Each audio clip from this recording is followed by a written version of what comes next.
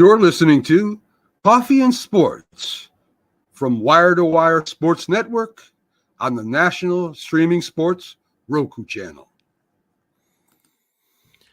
Good morning and welcome. It is Coffee and Sports. It is the morning show powered by Wire to Wire Network. Thank you so much for making us part of your morning routine. I am Chris, and of course, that over there, that is Mo. Mo, happy Wednesday, sir. Happy Wednesday to you, partner, and everybody out there joining us. Mo, we got a little more information on the inner workings of the Juan Soto deal. Obviously, Juan Soto signs a 15-year, $765 million offer with the New York Mets. And coming up to that deal being done, a lot of information was being released. And now we're finding out a lot of what was being said. Surprise, surprise, Mo, wasn't exactly true.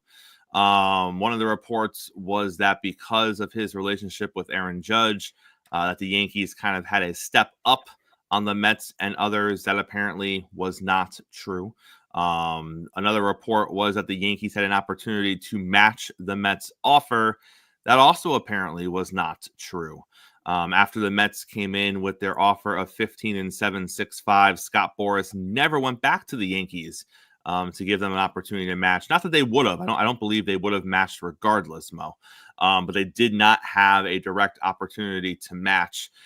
And then, Mo, it is looking more and more like the suite situation might have been one of the biggest deciding factors in these negotiations.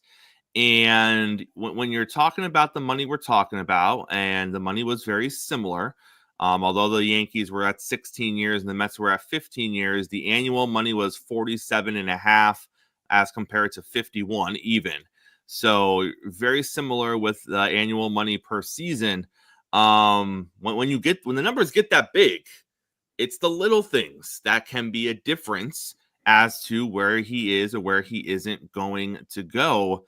And Mo, we talked about this briefly yesterday, but I felt it was worth bringing up one more time. We said yesterday that the Yankees wouldn't budge on giving him a free suite for the length of his contract, which is what the Mets did. Every year that he is a Met, he has a free suite for his family and whoever else that's considered his people to come and be a part of and take in the games and whatnot. And the Yankees said no, and they wouldn't budge on it. And it's one of those things where they didn't give one to Jeter. They didn't give one to Judge. Jeter had to buy his own suite for his family. Judge had to buy his own suite for his family.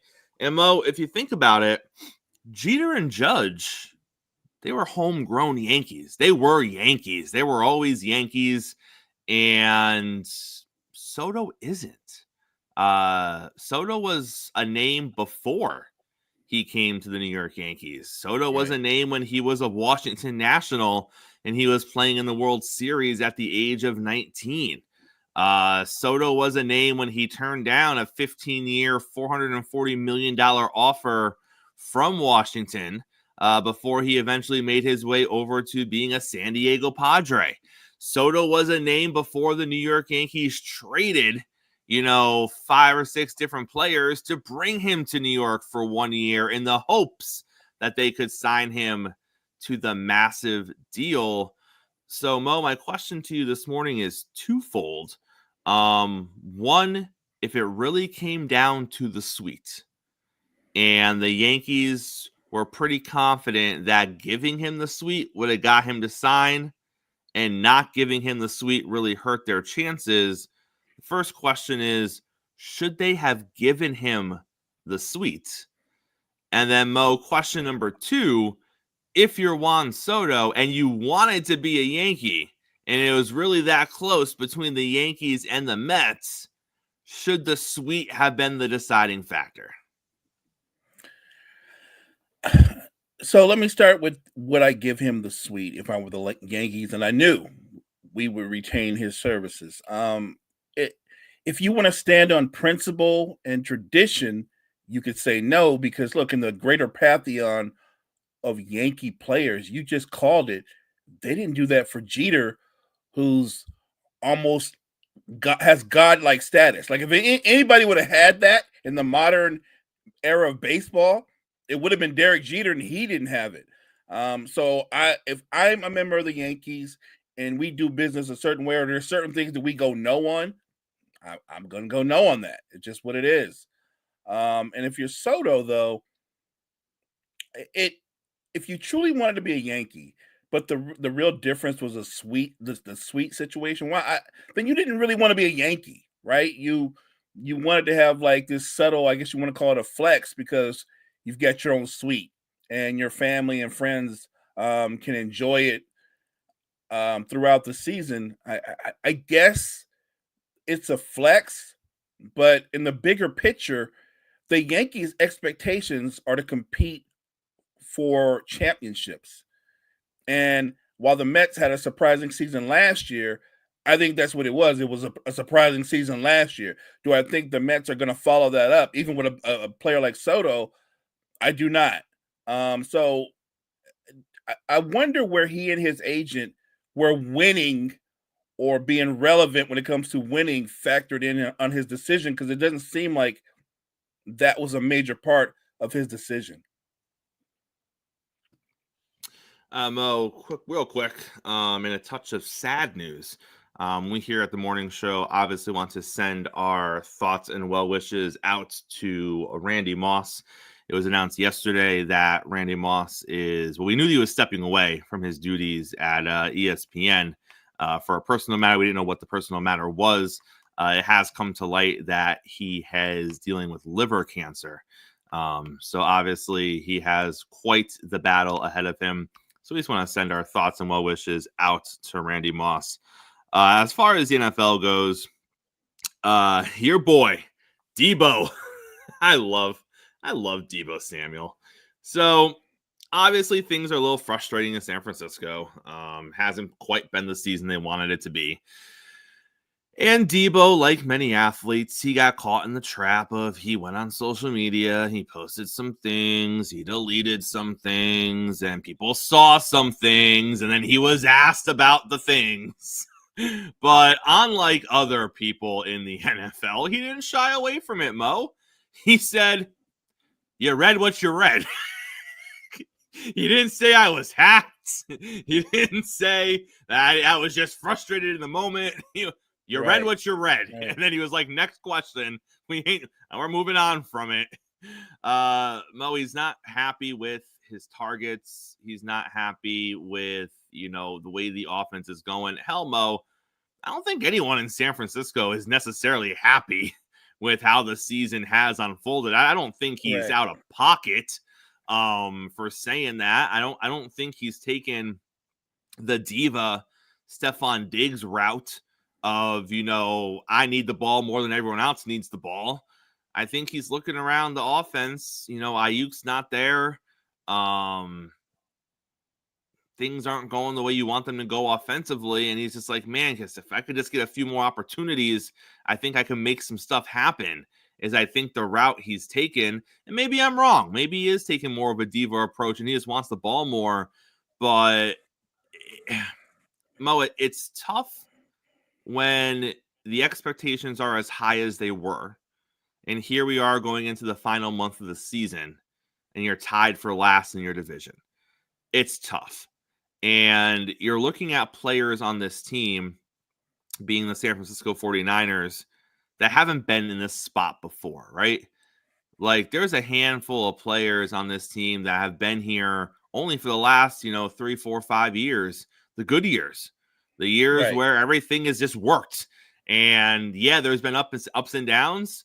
And at the end of the year, it's double-digit wins, and it's playoffs, and it's NFC championships, and it's Super Bowls, and that's what they know. And now you're in a spot where it's like, ooh, adversity. Ooh, we don't always just win. Like when things go wrong, we're not the Chiefs. We just don't always find a way to, get to 11-1. And adversity hits people differently. And I think that's one of the things you're seeing here with the San Francisco 49ers is just a bunch of guys that have never really been in this spot with this team before. And they're all kind of navigating through it together. And we'll see what happens over the next month. I mean, Mo, they could easily go on a run and they could win the next 4 games. And, they finish the year with 11 wins or 10 wins, and we see where they are.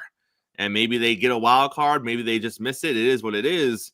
But if they can come together and win the last 4, even if they miss the playoffs, at least you have something to stand on heading into the offseason of we got 10 wins, didn't go quite as planned, finished strong, we move forward.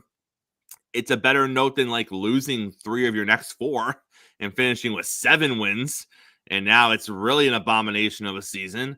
But Mo, I look at it and say, there's a lot of people over there that haven't dealt with this. And it's just frustration as far as I'm seeing it, because when the Stephon Diggs stuff was happening in Buffalo was winning games. It's not like Buffalo was losing games. And Right. Diggs was like, guys, we're losing. I need more touches. They were winning games. And he was like, I need more touches. So for me, it's a little different. What do you see, Mo? I think it's a season of frustration. And I think there's some uncertainty with a lot of the veteran players on the team going forward, thinking about their futures. Debo has a very high price tag for a guy that I've said this many times on the morning show and any show I've been on, that he's a terrific, versatile football player, but he's not an elite receiver. He's not a great route runner. He's not. And it's not that he made the guys better. It's that Kittle and the other guys around him made him better and allowed him to do his thing. He's frustrated because he had that one really incredible season, and he's never been able to come close to replicating that. And I would be shocked if they didn't consider moving him in the offseason. They're in a situation where they're going to have to reevaluate a lot of their veteran players and make some tough calls, and they're going to have a good draft. So yeah, I think there's some uncertainty in Debo's head about his future with the 49ers. And yeah, it's a frustrating year, but just go back and look at if you looked at his resume over the breadth of his career, he's got one huge season that everybody started talking about how he's one of the top 5 receivers. And I was telling them, like, it's a great season, man. He's not one of the best wide receivers. He's one of those guys that does a lot of things really well, but he's not great at any one thing. And do I think as a Niners fan, they're going to go on this run? I would like to believe that's possible, but I've seen how this year has played out. And they're still one of the worst teams in the NFL in the fourth quarter at holding leads for whatever reason this year. The defense just isn't what it has been in the past. And you're right. If you've been here as a Niner for the last 4 or 5 years, all you know is success. All you know is being considered a Super Bowl contender. This is a totally different thing for you. And if you're one of those guys that is on special teams and you're a veteran or whatever, your future is uncertain. I think Kyle Shanahan and company, they have a lot of work to do this offseason. And I do think a lot of veteran players on this roster, they're concerned about their future. Speaking of uncertain futures, kind of a sad vibe if you watch the Dolphins game this past weekend.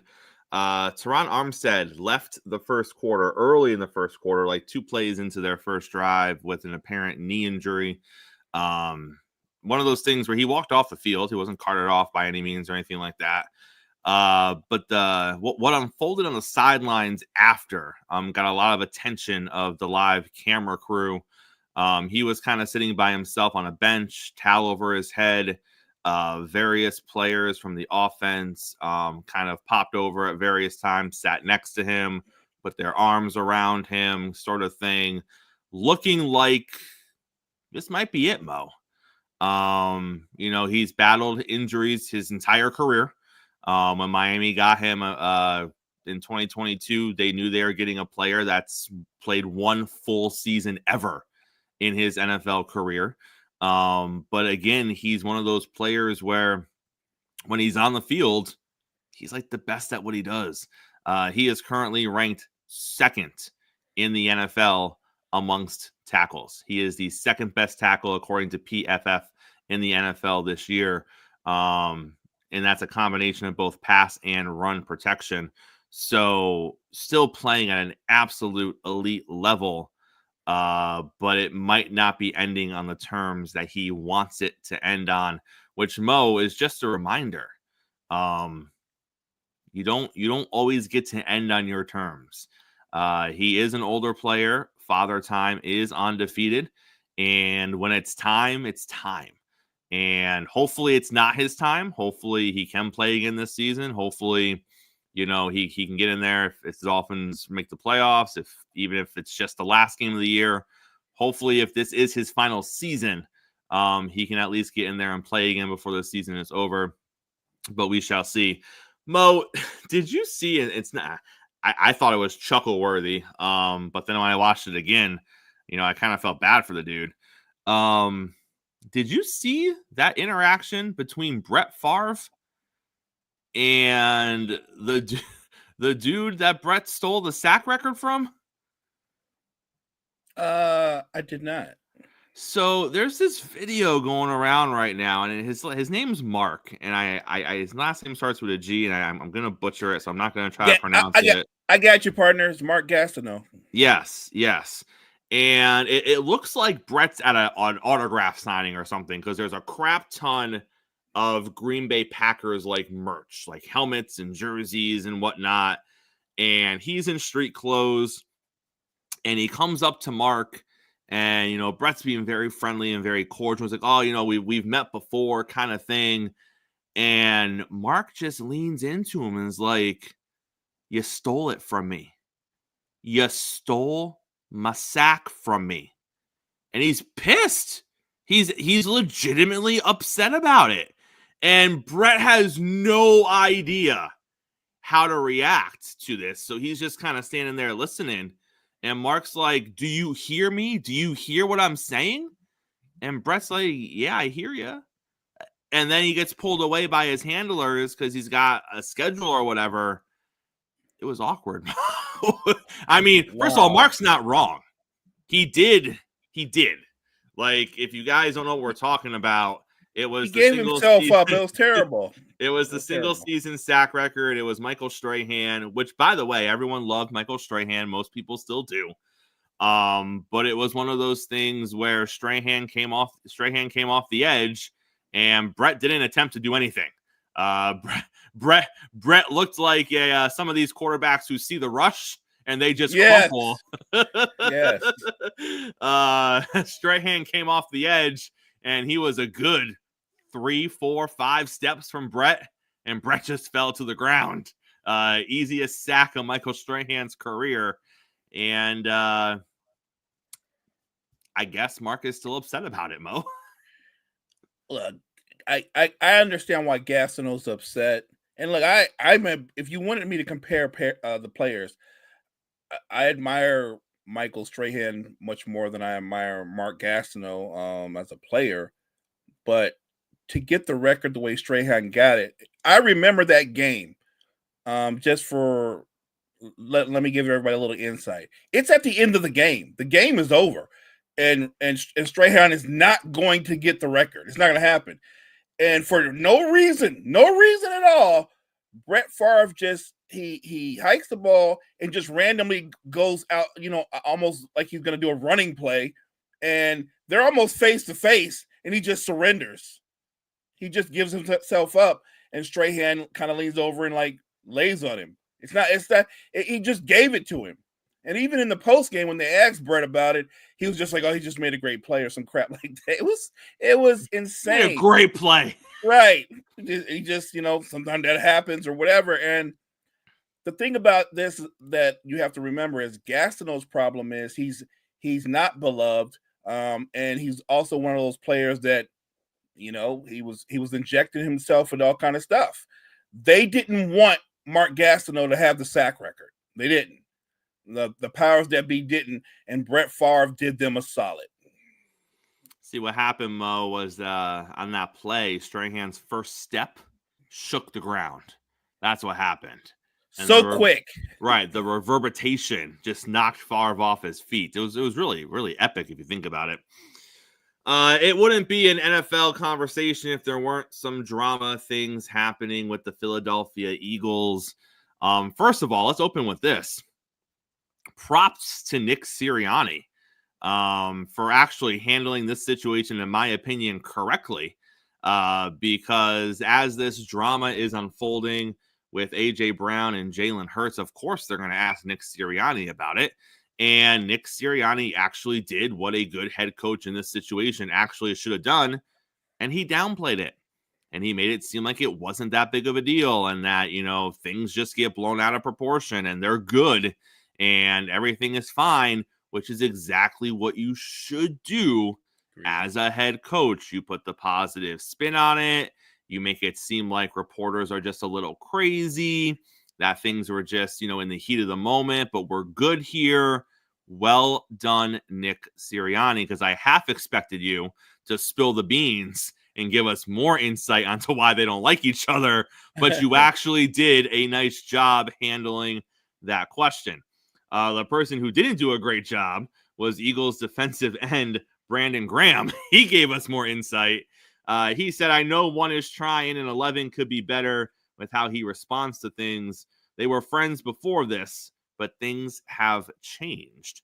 Also, A.J. Brown being A.J. Brown, he changed his social media picture yesterday, Mo, to the Joker. So now he's rocking the Joker on his social media profiles as his profile picture. And it ain't a coincidence. We all know it ain't a coincidence. What's happening in Philly? We know what's happening. They have no passing game. We know what's happening. At times, Jalen Hurts actually looks lost throwing the football in Philadelphia right now.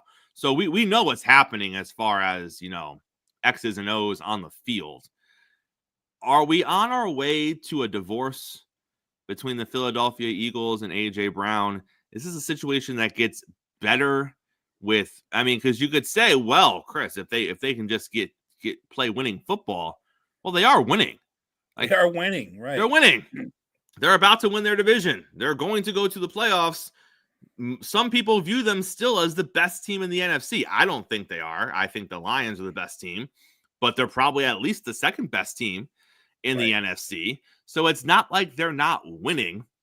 The concern, Mo, is that how they're winning isn't going to work come playoff time. But the bigger concern is, where does this ultimately end up? Because you have a head coach who apparently doesn't get along with his franchise quarterback. You have a number one wide receiver that apparently doesn't get along with his franchise quarterback. Is this a Nick Sirianni, A.J. Brown issue? Is this a Jalen Hurts issue?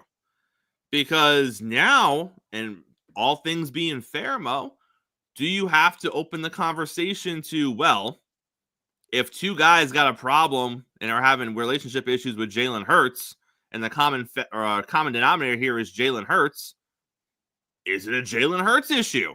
Now, we haven't heard anything in the media negative about Jalen Hurts.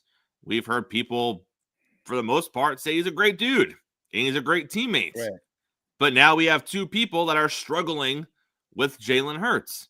So is this a situation where the two people struggling just are jokers themselves? And Jalen Hurts happens to be in the tough spot of he has a clown for a head coach and a clown for a number one wide receiver, and he's just trying to navigate the clown show over here? Or is it a Jalen Hurts issue? So let's start with Jalen Hurts. Jalen Hurts has to play better. He's got to play better football. What the league has done with Jalen Hurts more times than not, Chris, is they play coverage on him. They make him make decisions and go through reads, and he hasn't been as effective when teams zone up and play coverage on him. And he's missing an open opportunity. So, yeah, he needs to play better. When you've got that dominant an offensive line, the running game that you have, at a minimum, and I'm not talking about you have to be like throwing for 300 yards a game, but you got to be able to at least muster up 200 yards of passing offense with the AJ Brown and you've got Devontae Smith. You have talent on the outside. But I will say this, even though Jalen Hurts isn't playing his best football, they are winning, one. And two, if it's a problem between him and Sirianni, if it's a problem between him and AJ Brown, who's a great receiver, Jalen Hurts not going to be the one that gets moved. He's not going to be the one leaving town. They will bring in somebody else to work with him if they have to bring the best out of him. But I don't think they're going to move off of Jalen Hurts. They might move off of AJ Brown. They might, because if he's going to become a problem in the locker room, and the relationship between him and Hurts stays strained. And remember, I get it. AJ Brown's looking up and going, "We're winning. That's cool, but I need to get my numbers right." Let's be real. He's a Pro Bowl wide receiver. AJ Brown wants to have 1,100 yards. Who knows, 8-10 touchdowns. He wants. I don't know. I don't even think it's selfish. Everybody has individual goals, right, outside of the team. AJ Brown wants the football. He wants to get his numbers, and he's frustrated. And look, Hurts is not playing his best football when it comes to the passing game, but I think he can pick it up. I think he can. And look, if you're winning, I thought the rule always was, if you're winning, that should fix most problems, right? Like, do you really want to come off as the selfish guy going like, I mean, I should get like about 9 or 10 targets and I'm only getting like 4 or 5, and this guy's missing me on half of those. Like, you don't want to be that guy. That's all I'm saying. You don't want to be that guy. Not on a team that's easily, in my opinion, the second best team in the NFC. But yes, I do think if the Eagles have aspirations to meet Detroit in the championship game, Jalen Hurts has got to be more effective and efficient in the pass game, because if not, they won't make it to the NFC title game. They won't. Speaking of Jalen Hurts, if you just take a look at his stats here, on October 13th versus the Cleveland Browns, he passed for 264 yards. Mo, since that game, he has not passed for more than 230 yards for every game thereafter this season. And some of those passing totals are 114, 202, 179, 118, and then against the Carolina Panthers, 108. Again, stats are not nearly everything, Right. but there are not many franchise quarterbacks in the NFL where let me rephrase that. There are not many franchise quarterbacks in the NFL who are leading teams that are favorites to go to the Super Bowl, that you look at their ledger real quick and you go, oh, 1, 2, 3, 4, 5, 6 times this year so far, you've had games where you haven't even passed for 175 yards. That's crazy. Like, you don't see that. You That's don't college see football. that. That is college football. It's old school college football. Like, if a quarterback throws for 108 yards, you're going, oh, they must run the wishbone, right? Right? You know what I mean? Like, it's got to be old school like that.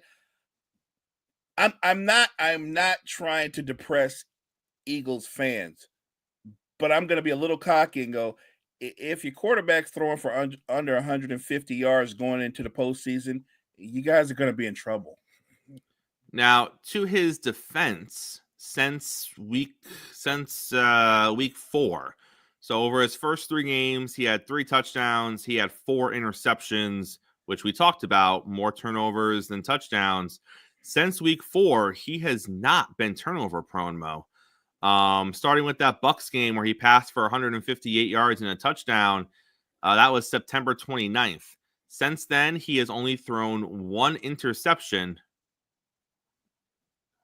to 11 touchdowns. So 11 touchdown passes, 1 interception since then, which is a great ratio. 11-1 is wonderful. But at the same time, you're looking at 11 touchdowns over 1, 2, 3, 4, 5, 6, 7, 8, 9, 10 games. So again, they're winning. Like, he doesn't need to pass for 40 touchdowns. Like, I get it. At the end of the day, winning a division, winning playoff games, getting to a Super Bowl, winning a Super Bowl. If they win the Super Bowl this year ain't no one going to look back at this season and been like, well, he only had 11 touchdowns in 10 games. Like that's No one, no one's going to you're care. right. No one care. But we live in a world where if you don't make it to a Super Bowl, they're going to look back and say, we didn't have a really good season at quarterback. And it's not even about the number of passing yards, Mo. It's about what he looks like while he's doing this. It's not just the throws he's missing. It's also the throws he's not seeing. He's leaving a lot of yardage on the field. And Mo, to your point, it's great when you're winning games. But what happens in the playoffs if you get punched in the mouth on defense in the first quarter and you're down 10-0 or 13-0 going into the second quarter? And now you got to pass the football. And now Saquon isn't as huge of a part of the game plan anymore because you got to score pretty quickly. Well, now you're looking at an offense that, for the last 4 months averages 194 yards passing a game. And now you're supposed to put that on your shoulders. And that's what you're going to ride to a victory in the playoffs. That's the concerning part for me. It's okay if you have it and you don't always have to use it. I'm okay with that because I know you still have it. But there's been times this season where the Eagles have needed it and it hasn't looked pretty to get there. And that's the part I'm worried about come playoff time because I don't know if they have it and they're just choosing not to use it or if they don't really have it, Mo, and they've been getting by without having it. I feel like with Hurts, every time you see an improvement from him within the same season, there seems to be a regression. And he's gone back to being the guy, Chris, where he has to see the receiver open to throw him the football. Do you know what I mean? Like instead of like the anticipation. By that time, he's not open. Right. But that is happening to him, especially when teams confuse him with different kind of zone coverages. He doesn't get through the reads quick enough. And when he does, he is missing guys that are, look, I get the frustration from AJ Brown. There are times when he's open, Smith is open, and in that window, it's already gone because it just takes him longer to process. And that's a struggle. Look, do I still think he's a good football player? He's a good quarterback. I do. And he seems to just be in a funk. I think the path forward is rather than sit there and go through your reads, I think he's got to go back a little old school and become more of a threat with his legs. I think he's got to put more pressure on the defense that way. Like I think if he does that, that might open things up for him a little bit more too in the passing game. So he's just got to be more of a dual threat again. Look, in the bigger picture, if they get to the NFC title game and they lose in an epic game, yes, Eagles fans will be disappointed, but they'll still be like, we're one of the best. We were right there, right? Or, Chris, if they get all the way to the Super Bowl, nobody's going to be complaining about their quarterback play. Yeah, I do believe winning heals all, but it's strange to me that in pro football in 2024, your quarterback has multiple subpar 100 or 200-yard games where he's throwing for the stats are insane. Like when you tell me, well, he's got a game where he threw for 108 yards, I'm like, man, Saquon must have ran for like 250 or whatever. And Saquon's running well. He's giving you like 100 or something yards, but the fact that Saquon's giving you 100+ yards, that should open up play action all day long. It should, and it's not, and that's a problem going forward as you get into the postseason, Chris. As you play against the better defenses, that's going to be a problem. Yep. Since October 13th, 236 yards against the Bengals. That is the most passing yards that Jalen Hurts has had in the better part of 2 months now to this point. Mo, I got a couple of fun statistics for you. So the Chiefs have won 12+ games in 5 of Patrick Mahomes' 7 seasons as a starter in this league, okay? So 5 of 7 seasons, he has navigated wins with teams with 12+ wins. During that same amount of time, the Cardinals, Falcons, Panthers, Browns, Broncos, Texans, Colts, Jaguars, Raiders, Dolphins, Giants, Jets, and Commanders haven't had a single 12-win season. and Mahomes has had 5. That's crazy. That's a crazy stat. I got a better one for you, okay? I want you to think of every team in the NFL, all right? Think of every team in Major League Baseball. Think of every team in the NBA and every team in the National Hockey League, okay?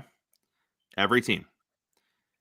Over the last 14 years, every single one of them has gone to the playoffs once or more, except for one.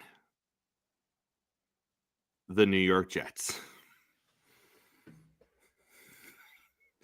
Every team, Mo, every team in hockey, every team in baseball, every team in basketball, and 31 out of 32 NFL teams over the last 14 seasons have made one playoff appearance or more, except for the New York Football Jets. They're not only the worst team in football when it comes to making it to the postseason, Mo, they're the worst team in American professional sports when it comes to making it to the playoffs.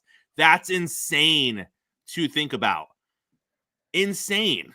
It's insane, but believable because we not only do we see it, but remember this: if you go way, way back in the time machine and you go back to when Namath won their lone Super Bowl in the 60s, what is that, 66, 67, somewhere in that range, they weren't, it's not like after he won that Super Bowl, they were like a juggernaut, and that's not what happened. They were a bad football team, and they were a bad football team for decades. Like they like the amount of joy I would say that the Jets have given their fan base, slim to none. It doesn't happen. Like they had a little bit of a window, I think, when I think Parcells was there, and they were pretty good. They were pretty good. They went to an AFC title game when he was there. They had a small window when Rex Ryan was there. He got them to an AFC title game. And then they fell off the cliff, and they haven't been, like, 14 years. That's crazy. Even bad teams and bad organizations like the Pittsburgh Pirates have been to the playoffs in the last 14 years. The Cincinnati Reds have been to the playoffs in the last 14 years. Like, even bad franchises, by default, every decade or so, they luck into a playoff spot right in one of the 4 big leagues in the American sports. Not the Jets. The Jets haven't lucked into anything, Mo, in 14 years. They're the only team in the 4 major American sport associations. Crazy. And then last but not least, before we get to basketball, I'm sorry, Buffalo fans, I'm going to go in on you this morning. I was looking at the standings in the AFC East over the last 32 years. And yes, it was depressing if you're a Dolphin fan. And also surprising because, I wasn't paying attention to the division numbers when Marino was in there. Dolphins didn't win a lot of divisions with Marino. They made the playoffs a lot, but they made the playoffs a lot as a wild card team, not as a division winner. But since 1992, the Dolphins have only won their division 4 times. Depressing. But we're talking about Buffalo this morning, Mo. Since the Patriots lost Tom Brady, the Bills have won the division 4 straight years. This is going to be their 5th straight year winning their division. More impressively, Mo, during these 5 seasons, the second best team in that division consistently has been the Miami Dolphins, and Buffalo has absolutely owned them, beating the Dolphins 9 out of 10 times, 10 out of 11 if you count the playoffs over this 5-season stretch. But Mo, does it matter? Because you look at this 5-year dominant run of Buffalo winning their division, manhandling the second best team in that division, which also means by default they've probably manhandled the Jets and the Patriots as well. But where has it gotten them? not to an AFC championship game, not to a Super Bowl. So I look at this last 5-year run, and as great as it is, 5 years in a row winning the division, literally dominating the 3 teams that are in your division, Josh Allen will probably be an MVP this year. He will probably get his first MVP, which is great for him. But if they don't even make it, I'm not even saying they have to win it. If you don't make it to a Super Bowl during this run, and let's say it goes on for another year or two, let's say you win 6 or 7 straight divisions.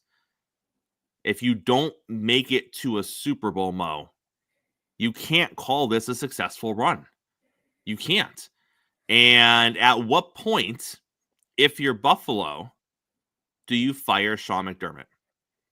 Because that's honestly where I'm at with the Buffalo Bills, because 5 straight divisions, manhandling the 3 teams in your division, year over year, super MVP caliber quarterback play in Josh Allen. He's probably going to win his first MVP this season. If all that is consistent and you still can't make it to a Super Bowl, which I know they're hard to get to, Mo, I'm not saying it's easy, but is there going to be a point if they don't get there this year and then next year it's a repeat, win the division, 10 plus wins, great season by Josh Allen, don't get to the Super Bowl again. Now you're at 6 years. Is there a point in all of this where they move on from Sean McDermott? Should they move on from Sean McDermott? Or is this just one of those situations where you say, listen, what more do you want him to do? They win the division 5, 6, 7 straight years. Josh Allen is consistently a top 5 quarterback in this league. They're putting pieces around him. It's not like he's starving for help with weapon-wise. What more do you want a head coach to do than what he's already doing? I get it. I could buy into that argument as well. Because, Mo, if I'm Sean McDermott, I don't think my job should be in jeopardy. I'm about to win my 5th straight division. I'm about to go to the playoffs for the 5 straight years.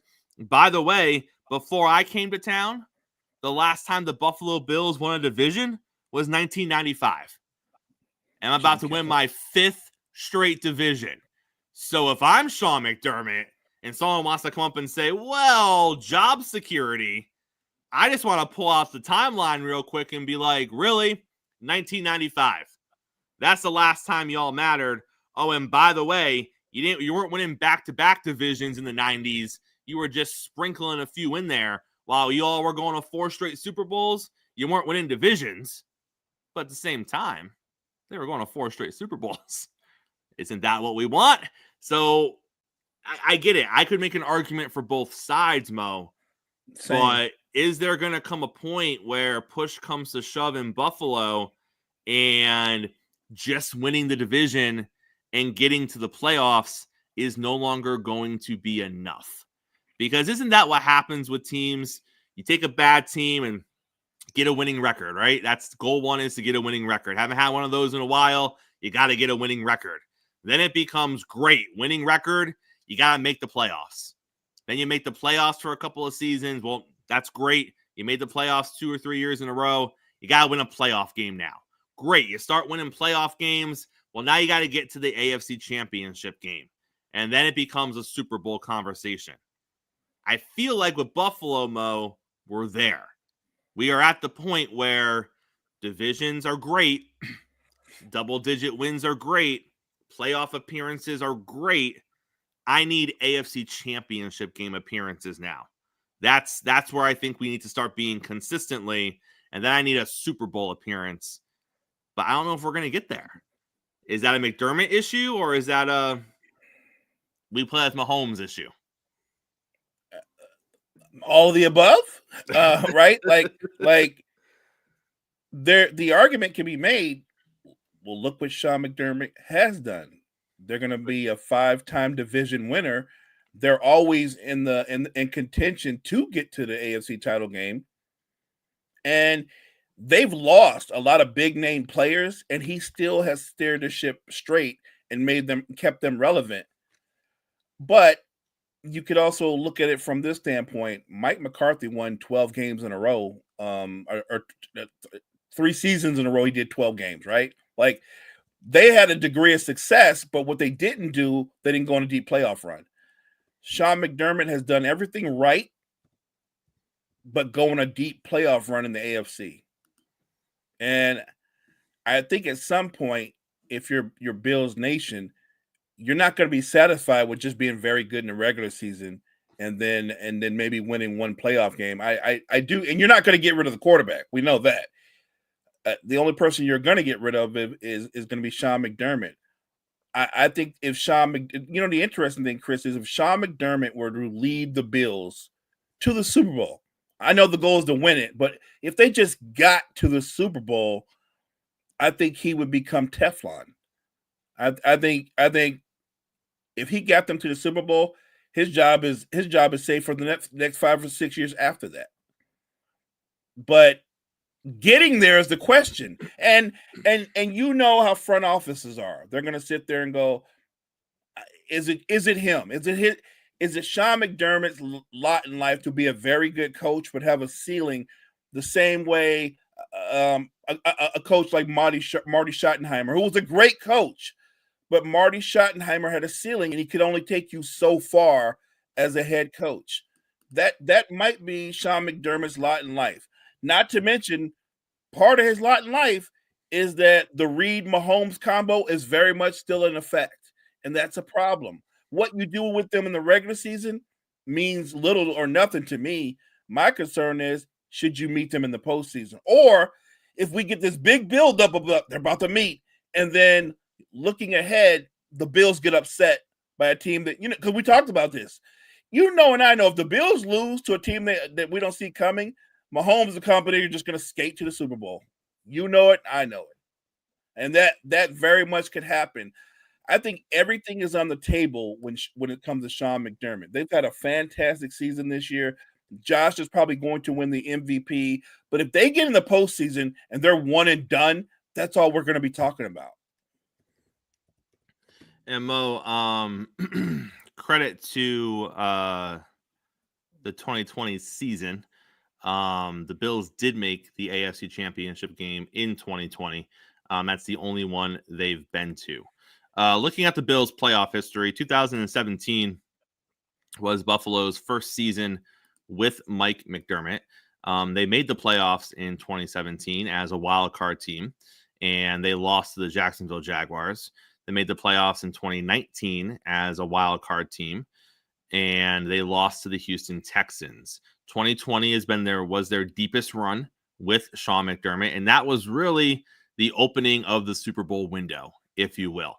That was the season where they beat the Colts, they beat the Ravens, and then they lose the game to the Kansas City Chiefs 38-24 in the AFC Championship game. But that was the game where we came off of it going, Mahomes number 1, Josh Allen 1A. These are the two best quarterbacks in the league. Well, since that point, the Bills have not returned to the AFC Championship game in 2021. They beat the Patriots. They lose to the Kansas City Chiefs. 2022, they beat the Dolphins. They lose to the Bengals. 2023, they beat the Steelers. They lose to the Kansas City Chiefs.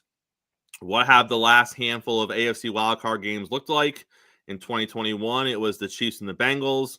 In 2022, it was the Chiefs and the Bengals. In 2023, it was the Chiefs and the Baltimore Ravens. So, Mo, I get it. If you're a Buffalo fan, you're sitting here like, well, who else? Who else is there besides the Chiefs? Well, the Bengals have been there twice. I think Joe Burrow is doing the best he can to bootstrap it together because he's been there twice. Oh, and by the way, he's beaten them once. And if you're trying to say Lamar is in the same boat as you, I agree. I agree that Lamar is in the same boat. So, Mo, let me be fair and ask you the same question about Harbaugh in Baltimore. At what point with Harbaugh do you look at it and say, it's great that Lamar is winning all these MVPs. It's great that we're either winning divisions each year or winning 10 games and getting into the playoffs each year.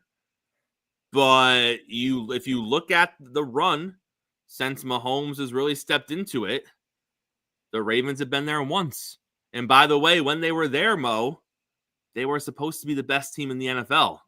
They were supposed to be the favorite to go to the Super Bowl, and they didn't. So let's look at the next 2 years for Baltimore. Let's say Baltimore doesn't get to the AFC title game this year. And let's say Baltimore doesn't get to the AFC title game next year. But Lamar wins another MVP in there somewhere. And they have double-digit wins both seasons. They make the playoffs both seasons. And they win a playoff game both seasons, but they just don't get to the AFC title game. Is there a point where there needs to be a change in Baltimore? Because is that Harbaugh's lot in life? Because I think Harbaugh's a better coach than McDermott. I don't know if Lamar, as a thrower of the football, is a better quarterback than Josh Allen. But I think as an athlete, Lamar is a better player than Josh Allen. It's a fair question. It's a fair question. I think it's an interesting question because I just said if McDermott were able to take them to the Super Bowl, obviously you want to win it. But if they lost in a close game, he's so good.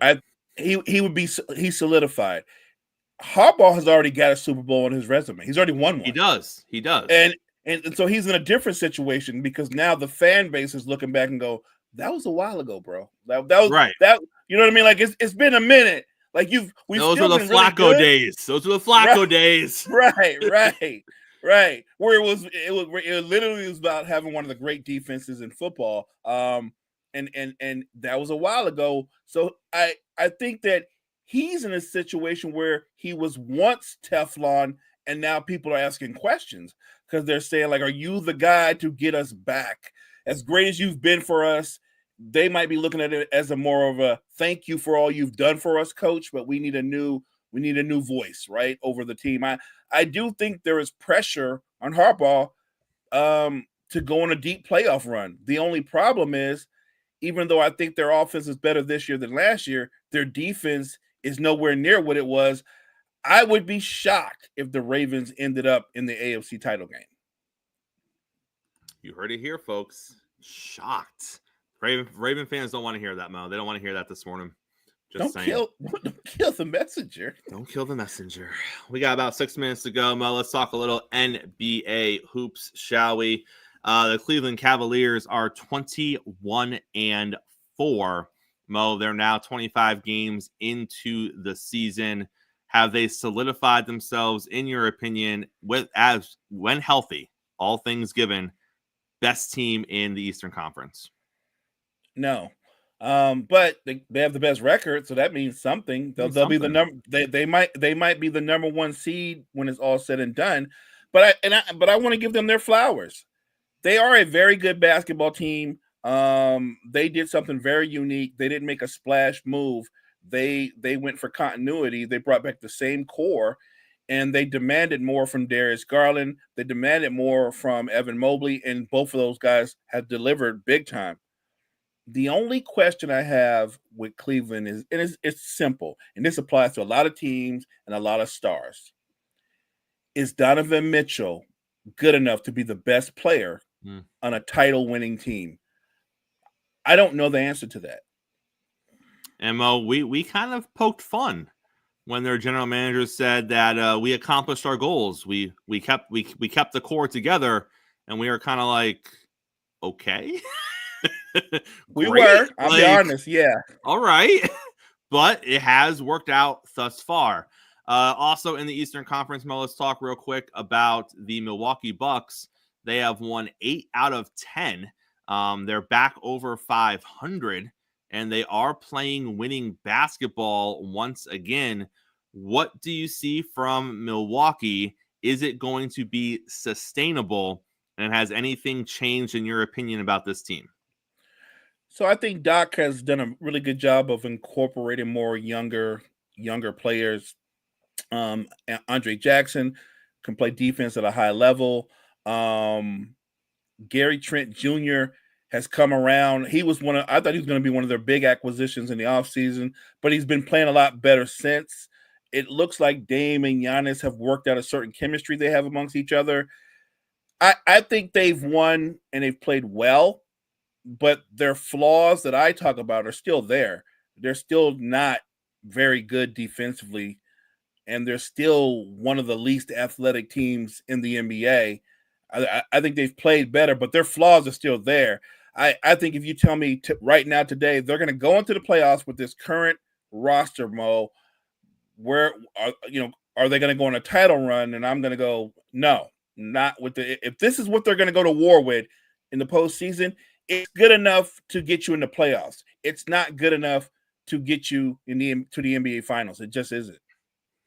Mo, 25 games in over in the West.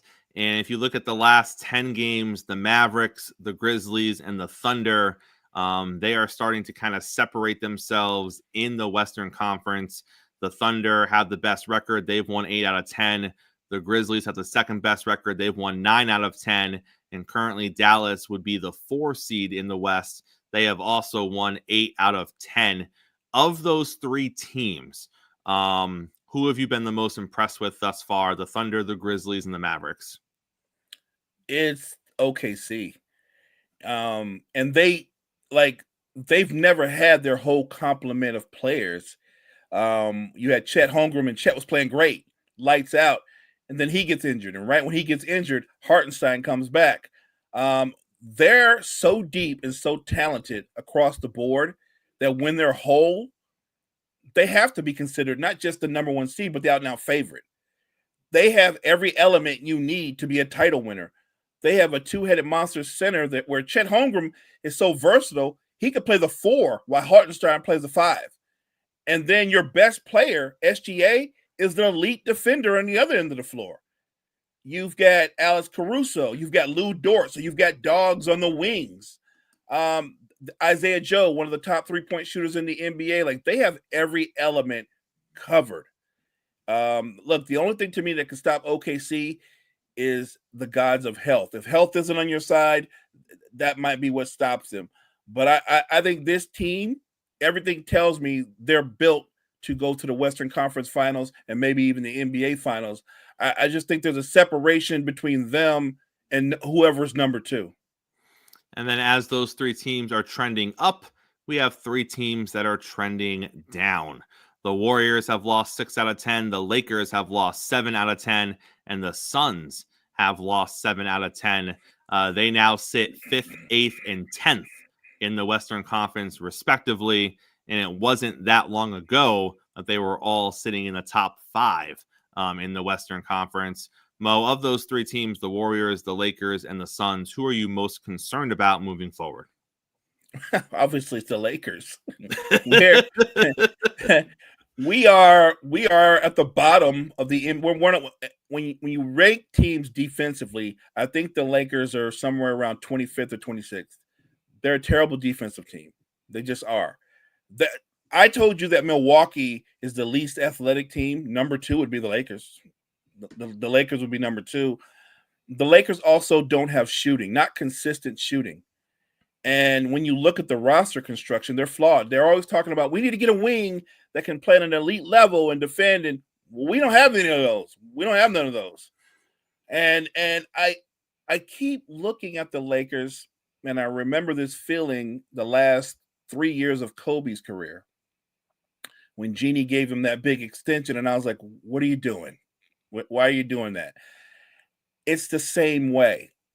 If you've got LeBron James and Anthony Davis, despite how well LeBron is playing in year 20 plus, the bottom line is, if you don't foresee winning a title the next couple of years with LeBron James and Anthony Davis, then why do you have them on your roster? That sounds cold, but I'm just being cut and dry. If you're not in the LeBron James era, since he's been with the Lakers, they've won 50 games one time. And that one time, not coincidentally, was the year that they won the title in the bubble.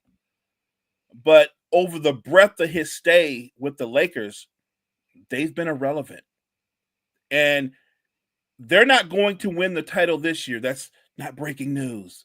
And they're not going to win the title next year. My problem with the way Rob Pelinka and Jeannie Buss are running the team is, if you know that, why are you not making moves for the future of your franchise?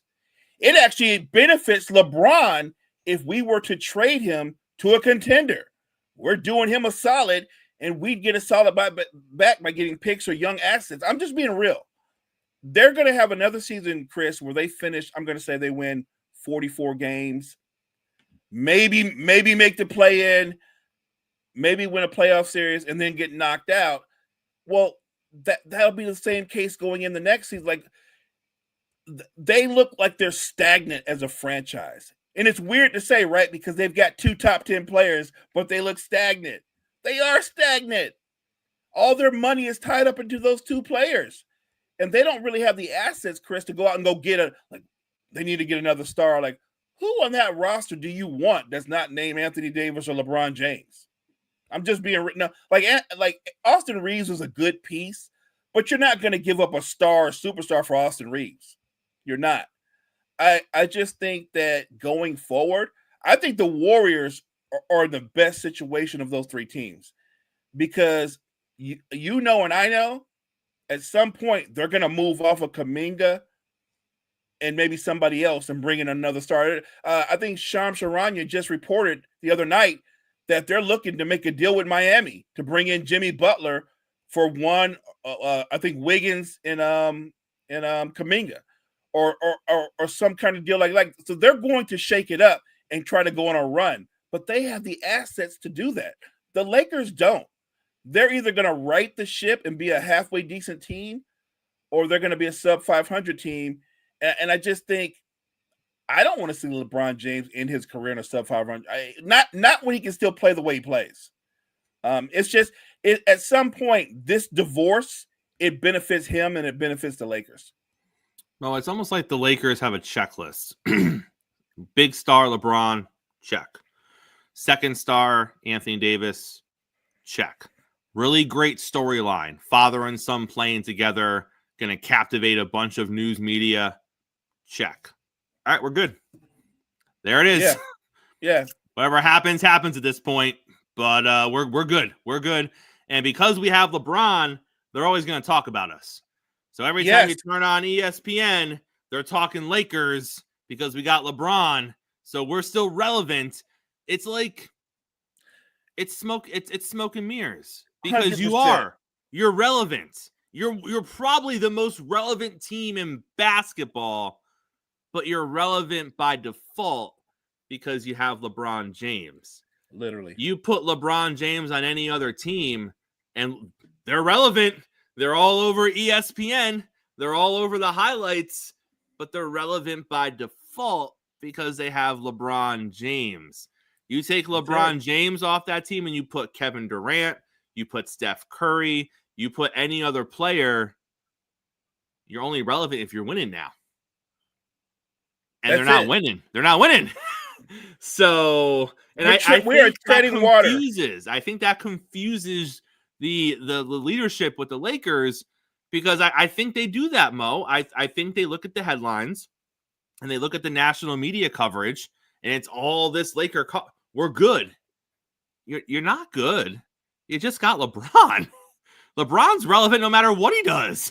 100%. And I wish other people would realize that, like, the Lakers are on TV all the time, not because they're a good team. They're on TV all the time because LeBron James is still a top 10 player in year 20 plus. That's right. Why. So when we go, well, the Lakers lost again. Yeah, but LeBron had 39, 11, and 10. Like, right. That is worth reporting, and it's impressive. But the headline should be they lost again. And that's the problem. And that's my frustration. I'm not anti-LeBron.